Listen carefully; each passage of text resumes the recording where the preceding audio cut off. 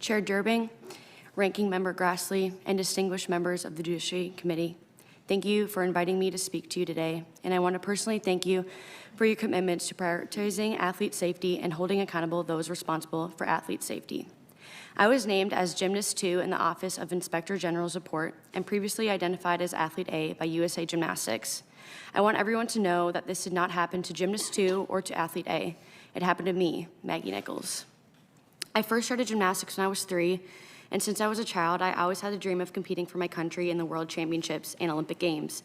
I was an elite-level gymnast by the age of 13, and by the time I was 14, I made the national team.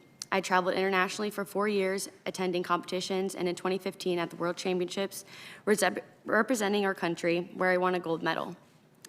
My Olympic dreams ended in the summer of 2015 when my coach and I reported Larry Nassar's abuse to USAG leadership. I went on to compete at the University of Oklahoma, where I was named first-team All-American in the all-around and all 4 events and was an 8-time national champion. I reported my abuse to USA Gymnastics over 6 years ago, and still, my family and I received few answers and have even more questions about how this was allowed to occur and why dozens of other little girls and women at Michigan State had to be abused after I reported. In sacrificing my childhood for the chance to compete for the United States, I am haunted by the fact that even after I reported my abuse, so many women and girls had to suffer at the hands of Larry Nassar.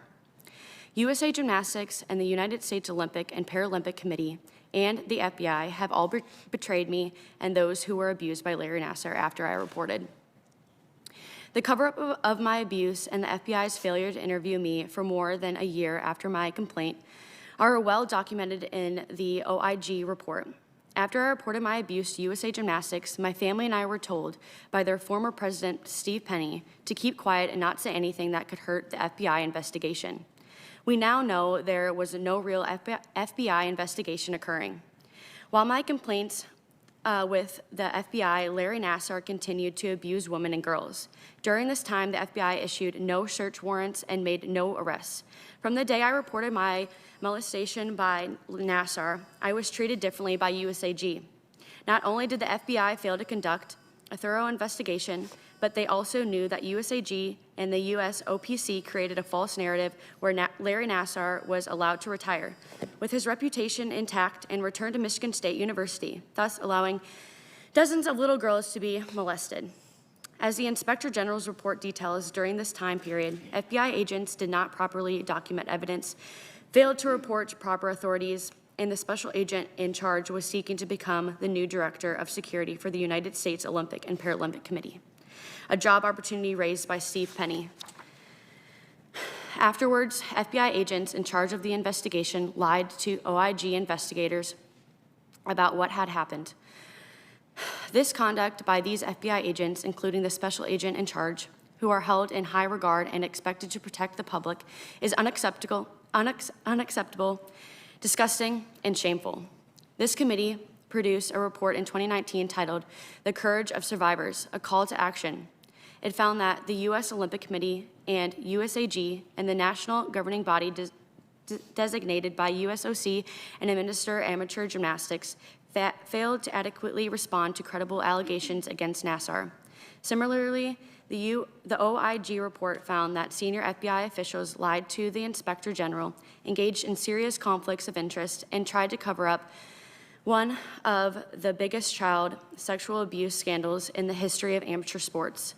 Both reports uncovered serious and possibly criminal misconduct by those at the highest level of the Olympic Committee, our sport, and the FBI. Despite these findings of serious and criminal misconduct throughout the FBI, USAG, and USOPC, no accountability has occurred. An important question remains, perhaps the most important question: why?